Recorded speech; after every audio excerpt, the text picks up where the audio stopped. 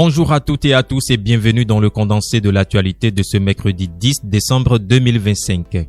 Dans un contexte sécuritaire tendu marqué par l'échec d'une tentative de putsch menée par un groupuscule de mutins, les arrestations se multiplient en République du Bénin. L'interpellation ce mardi 9 décembre du commissaire de police Landry Bignon Delcos Kendiaoundé à la suite de la diffusion d'une vidéo sur les réseaux sociaux suscite de vives réactions, notamment au sein de sa propre famille. Selon des proches, son père vit ces événements dans une profonde inquiétude, n'ayant jamais imaginé son fils impliqué dans une affaire d'une telle gravité.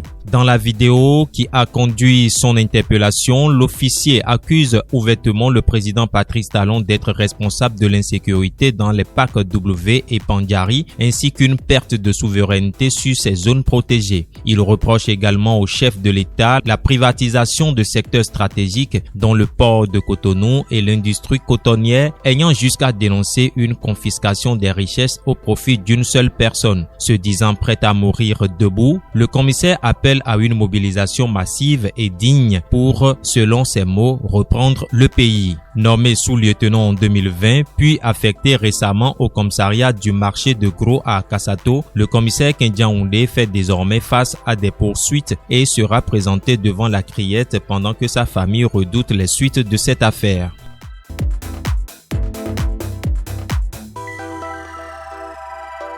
Depuis ce mardi 9 décembre 2025, un atelier se tient à Grand Popo pour actualiser le recueil des procédures de contrôle de l'action gouvernementale. Pendant 2 jours, les assistants des commissaires permanentes du Parlement travaillent à produire un document harmonisé avec les réformes institutionnelles récentes.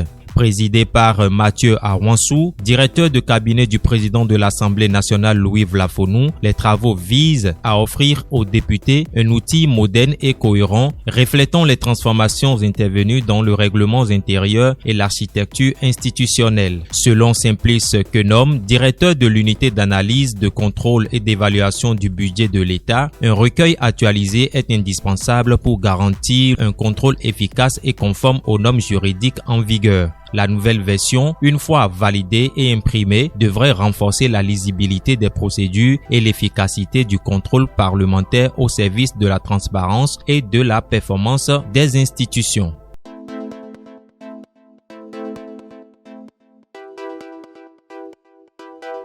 Au Bénin, la chef Kate Sonon poursuit son marathon culinaire malgré le contexte national marqué par la récente tentative de putsch. Depuis le 1er décembre, elle mobilise la foule autour d'un défi hors norme au Palais des Congrès. Depuis le lancement du marathon, l'enthousiasme populaire ne faiblit pas. Artistes, influenceurs et grand public se réunissent chaque jour pour soutenir la chef.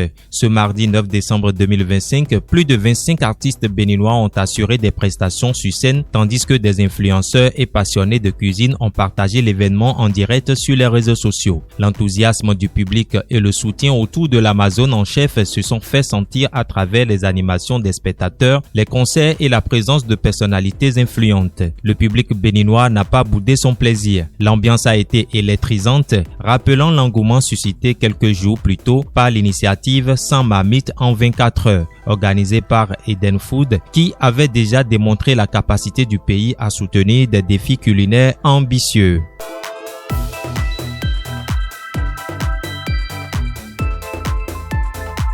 Hors du territoire, le Mali a enregistré 5 cas confirmés de variole de singe Mpox, a annoncé mardi Dr Yakubu Kone, responsable de la surveillance épidémiologique à la Direction générale de la santé. Un 6e cas a été reclassé dans un pays voisin d'où le patient était originaire.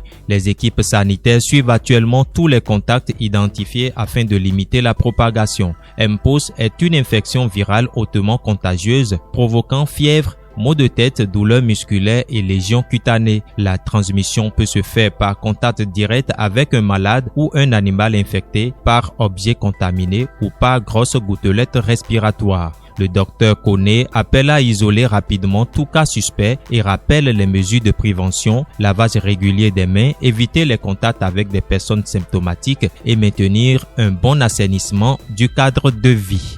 Fin du condensé de l'actualité. Merci de votre aimable attention et très bonne journée à vous sur DB Media.